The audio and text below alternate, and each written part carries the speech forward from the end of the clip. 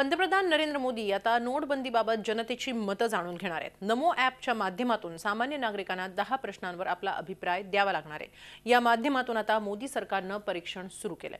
हे नमो ॲप कसं आहे आणि या ॲपच्या माध्यमातून नागरिकांनी काय अभिप्राय दिलेत याचा आढावा घेतलाय आमच्या प्रतिनिधी कविता शर्मा यांनी।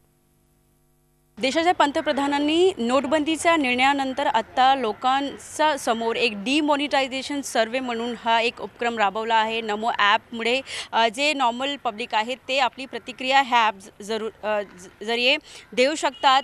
फक्त ह्या ॲपला डाउनलोड करून जे सर्वेचे क्वेश्चन्स आहेत त्याला हो किंवा नाही, हा किंवा नाही असे हिंदी, इंग्लिश आणि जे क्षेत्रीय लँग्वेज आहेत त्यामध्ये हा प्रतिसाद करता येईल। आपल्यासोबत काही लोक आहेत, त्यांच्याशी जाणून घेऊया। आपल्याकडे हे प्रश्नसुद्धा आहे जे सर्वेमध्ये जन जन की बात आता देशाच्या पंतप्रधान नरेंद्र मोदींनी राबवला आहे।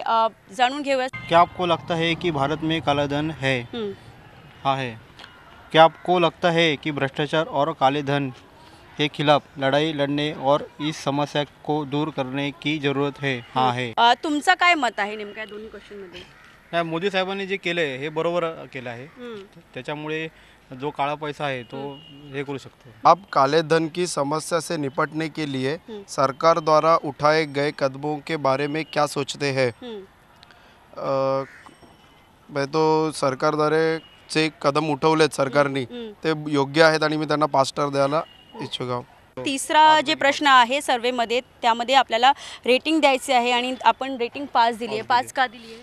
कारण का त्यांनी जे आता पावलं उचलली आहेत ती योग्यच आहेत। काल्या धनसाठी खूप आधी या प्राईम मिनिस्टरनी उचलायला पाहिजे होती, पण ठीक आहे। आता जे नवीन नरेंद्र मोदी जे प्राईम मिनिस्टर झाले त्यांनी खूप चांगलं केलं। आमची फार त्याच्यासाठीच आम्ही त्यांना मतदान केलं होतं। त्यांचं असं म्हणणं आहे की हे सर्वे चांगल्या प्रमाणे ते त्यांना ते प्रश्न करत आहे, ते आपले रिॲक्शन देऊ शकतात आणि त्याचबरोबर आतापर्यंत कोणत्याही देशाच्या पंतप्रधानांशी सरळ संवाद जे आहे लोकांचा झाला नव्हता आणि हे 10 प्रश्न असे दिले आहेत। त्यांचा रिॲक्शन त्यामध्ये रेटिंग देता येईल, सरकारच्या कामाला रेटिंग देता येईल, त्यांच्या ह्या निर्णयाला रेटिंग देता येईल की त्यांनी जे निर्णय घेतला आहे ते बरोबर आहे का, लोकांचा हित त्याच्यातून साधता येईल का आणि काळा पैसा वापस आला तर एज्युकेशन जे हेल्थ केअर आहे त्या सिस्टममध्ये पण सुधारणा येईल का, असे प्रश्न आहेत। आणि नक्कीच लोकांनी आपल्यासमोर दाखवलं की हे प्रश्नांना ते 5 पेक्षा जास्त रेटिंग असली असती तर तेही दिलं असतं, पण हा सर्वे नक्कीच लोकांना आवडत आहे आणि मन की बात नंतर जन जन की बात हा कन्सेप्ट लोकांनाही आवडला आहे।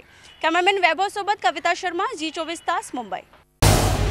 झी24 तास रहा एक पाऊल पुढे।